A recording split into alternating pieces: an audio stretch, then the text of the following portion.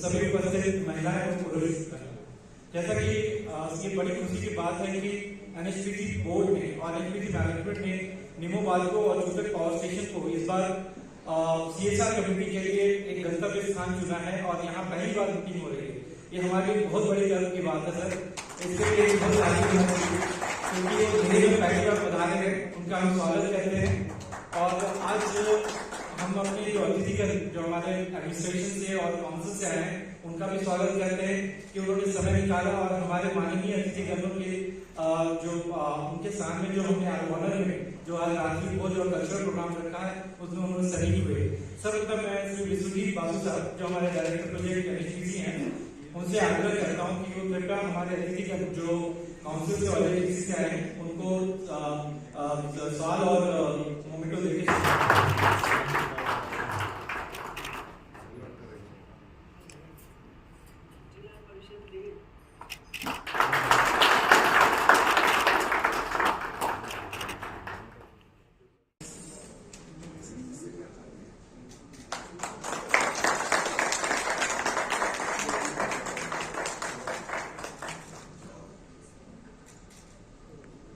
धन्यवाद सर।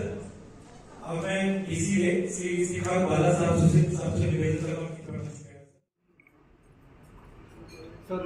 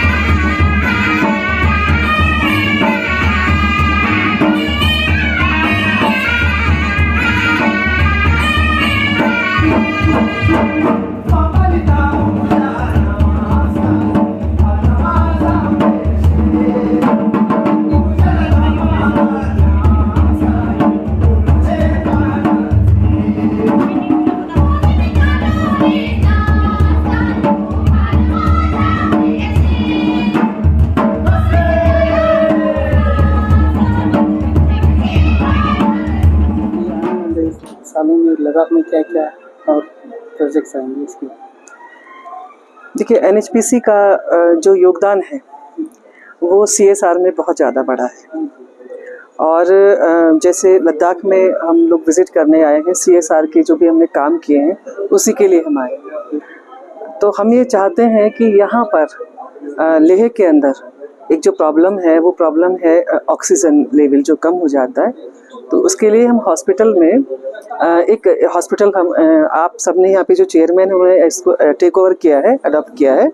तो उस हॉस्पिटल में हम चाहते हैं कि ऑक्सीजन का पूरा सप्लाई करें और उसको एक ऐसा हॉस्पिटल बनाए कि ताकि किसी भी जो बाहर से आने वाले हमारे वो हैं पर्यटन को देखने के लिए, तो उसका भी विकास होगा और पर्यटन जो आएंगे यहाँ पे वो भी आगे बढ़ेंगे।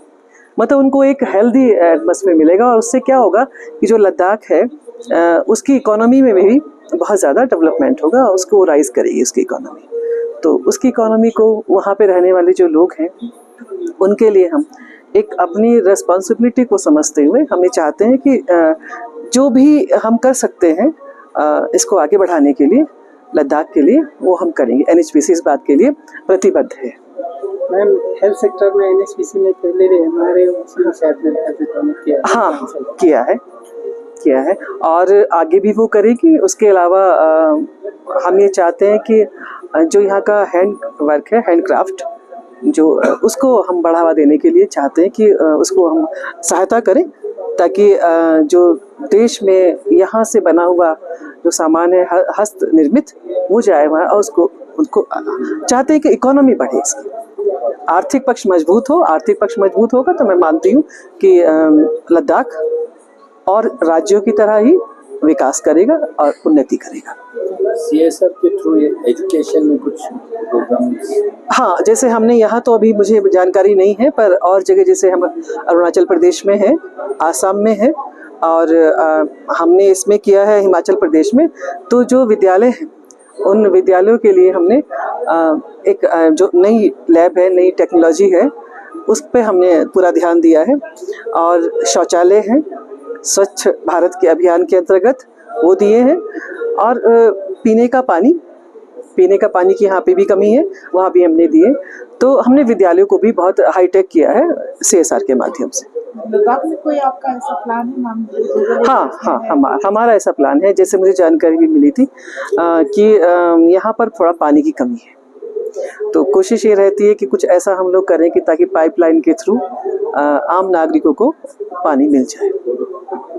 ये बहुत ज़रूरी है, ये मैंने अभी फील किया है। मैं यहाँ आई तो मुझे भी लगा कि पानी यहाँ की एक बहुत बड़ी परेशानी भी है और उस परेशानी को दूर करने के लिए पाइपलाइन के लिए हम कोशिश करेंगे। रिमोट विलेजेस में यहाँ यूथ के लिए स्पोर्ट्स के इक्विपमेंट्स का बहुत दिक्कत होता है। अगर कोई एसोसिएशन आपसे अप्रोच करे तो हेल्प करें? हाँ, बिल्कुल करेंगे। आपके जो भी प्रपोजल होंगे उनको हम पूरी कोशिश करेंगे कि उनको पूरा करें, क्योंकि हमारे यहाँ 2 प्रोजेक्ट चल रहे हैं और आप सबके सहयोग से चल रहे हैं। आप सबका सहयोग है, इसीलिए वो बहुत अच्छे से रन कर रहे हैं। और सरकार भी चाहती है और एनएचपीसी चूँकि उसका एक अंग है तो वो भी पूरा प्रयास करेगी कि वहाँ पर आप सबको कोई असुविधा ना हो। फ्यूचर में लद्दाख में आपका क्या क्या आने वाले प्रोजेक्ट्स हैं? हमने जो भी किया वो लद्दाख की वजह से किया और जो भी समाज के उपयोगी प्रकल्प हम करेंगे वो लद्दाख के लिए ही करेंगे। इसका कोई लद्दाख कर्जदार नहीं है। मैं ये मानता हूँ कि हमारे विकास में लद्दाख की भूमिका, लद्दाख के लोगों का बहुत बड़ा योगदान है और इसके लिए उनकी भूमिका कर्जदार की नहीं है, हकदार की है। तो इसलिए सीएसआर प्रोजेक्ट के तहत हम बहुत सारी चीज़ें यहाँ कर रहे हैं। जैसा कि यहाँ हाई माउंटेन ऑल्टीट्यूड सिकनेस की वजह से बहुत सारे टूरिस्ट बीमार होते हैं, तो उनके लिए अभी चेयरमैन साहब से और यहाँ के कलेक्टर साहब से बात हो रही थी, तो उन्होंने बताया कि यहाँ पे एक सेपरेट वार्ड या अस्पताल का योजना बन रही है, तो उसके लिए ऑक्सीजन प्लांट लगेगा। इसके पहले भी हमने एमआरआई मशीन दी थी और इसके बाद भी ऑक्सीजन प्लांट रहे या बाकी की योजना है वो सारी हम ज़रूर पूरी करेंगे। जैसे कि मैंने कहा कि जहाँ जहाँ एनएचपीसी जाती है लोकल लोगों के साथ घुल मिल के काम करती है, क्योंकि हम ये मानते हैं कि हमारा विकास उन्हीं के कारण है और उन्हीं के लिए है, इसके लिए ये बहुत जरूरी है। सर रिसेंटली एक एमओयू साइन हुआ था ग्रीन हाइड्रोजन के लिए, तो उसके बारे में आप थोड़ा बताइए किस तरह से प्रोग्रेस चल रहा है और ये कब कंप्लीट हो जाएगा सर? ग्रीन हाइड्रोजन के बारे में बहुत सारा संशोधन भी हो रहा है और हमारा ये प्रयास रहेगा कि ग्रीन हाइड्रोजन जिस गति से इस देश में प्रधानमंत्री लाना चाहते हैं उस गति का सम्मान करते हुए हम इसको जल्द से जल्द लागू करेंगे, क्योंकि ये भूमि जो है, ये भूमि एक ऐसी भूमि है जहाँ पे कोई पोल्यूशन नाम की चीज नहीं है। मैं बम्बई का रहने वाला हूँ और जहाँ आया तो यहाँ पे मैंने ऊपर इतना नीला आकाश शायद जिंदगी में कभी नहीं देखा था। मैंने यहाँ पे जो तालाब है वो तालाब देखे, इतने नीले और स्वच्छ तालाब मैंने कहाँ नहीं देखे थे। मैंने इसकी हवा को देखा तो एक हवा में एक पवित्रता है, इतने अच्छे माउंटेन्स हैं, बौद्ध की मोनेस्ट्रीज है। अभी म्यूजिक प्रोग्राम मैंने देखा, एक शांति है यहाँ और इस भूमि ने शांति का और साथ जीने का संदेश दिया है। ग्रीन हाइड्रोजन प्रोजेक्ट उसी फिलॉसफी को आगे ले जाता है, तो हम इसको जल्द से जल्द यहाँ कमीशन करने की पूरी तैयारी में लगे हुए हैं। सर जो आपका आलची एनएचपीसी है मेरे ख्याल से 45 मेगावाट का है, तो लद्दाख यूटी प्रशासन बनने के बाद यही जो कैपेसिटी रहेगा कि उससे थोड़ा बढ़ने की आशंका, हम पूरी तैयारी में हैं। लद्दाख को बिजली की कमी ना हो इसके जितने भी और जो भी प्रयास करने होंगे वो हम जरूर करेंगे। सर ये पावर ग्रिड का क्या स्टेटस है, जो चंगथंग के लिए, नुब्रा के लिए जो पावर ग्रिड का लाइन का जो प्रपोजल? हाँ, जो लाइन आपका मानना सही है, आपके सवाल का रुख जो है मैं जानता हूँ, उसके बारे में कुछ दिक्कतें तो थी, लेकिन मैं ये मानता हूँ कि हमारी टेक्निकल टीम बहुत सक्षम है और इसको जल्द से जल्द कमीशन करके लोगों तक बिजली पहुंचा सके। जैसे कि जिस हॉल में हम खड़े हैं वहां पे भी बिजली उसी से आ रही है। विंटर का पावर जनरेशन को बढ़ावा देने के लिए आप क्या स्टेप ले रहे हैं? विंटर में ज्यादातर हमारे जो दो आपकी बात बिल्कुल सही है, यही नहीं, जहाँ कहाँ भी इस जैसा हार्श विंटर होता है वहां पे ये समस्या आती है, क्योंकि बिजली बनती है पानी से और पानी का अगर बहाव कम रहेगा या उपलब्धता कम रहेगी तो उसमें दिक्कतें आती है। लेकिन उसके ऊपर भी हमारी टेक्निकल टीम कुछ संशोधन कर रही है, कुछ उसके अच्छे परिणाम हमारे साथ आए हैं। हालांकि वो इनिशियल स्टेज में है, लेकिन जितना पानी उपलब्ध है उससे ज़्यादा से ज़्यादा एनर्जी पैदा करके हाईएस्ट एफिशिएंसी से यहाँ पे हम मुहैया करेंगे। Thank you sir. Ladakh UT बनने से पहले हमारे यहाँ एनएचपीसी का 45 मेगावाट का इलेक्ट्रिसिटी प्रोड्यूस करते हैं, तो अभी यूटी बनने के बाद उसका क्या कंजम्पशन है और क्या बढ़ाने का कुछ एनएचपीसी की तरफ से आपको कुछ है? देखिए, अभी एनएचपीसी के साथ तो हमारा एक हाइड्रो पावर जो है लेह डिस्ट्रिक्ट में चल रहा है, जो 45 मेगावाट का है। लेकिन अब जो है समय को ध्यान में रख के जिस तरह से लद्दाख में जो है पावर कंजम्पशन बढ़ गया है, तो उस हिसाब से जो है 45 मेगावाट भी जो है अभी यहाँ के लिए कम पड़ रहा है, उसमें कोई शक नहीं है। तो इसीलिए जो है आज हम जो है यहाँ पे अलग अलग दिशाओं में जाके जो है पावर को एक्सप्लोर कर रहे हैं। अपने जो एफिशिएंसी है उसको बढ़ाने का जो है एक प्रयास हम कर रहे हैं, जिसमें अभी सोलर एनर्जी हो गया हो, इन सब के ऊपर भी जो है हम काम कर रहे हैं और हमारे जो माइक्रो जो हाइड्रो प्रोजेक्ट है उनके ऊपर भी हम काम कर रहे हैं। लेकिन मैं ये कहना चाहूँगा कि समय के साथ जो है लद्दाख भी जो है अभी नॉर्दर्न ग्रिड के साथ जुड़ चुका है, तो हम अपने पावर रिक्वायरमेंट को पूरा करने के लिए फ़िलहाल जो है हम नॉर्दर्न ग्रिड से भी जो है पावर हम इधर लद्दाख में लाते हैं जितना हमें रिक्वायरमेंट होता है।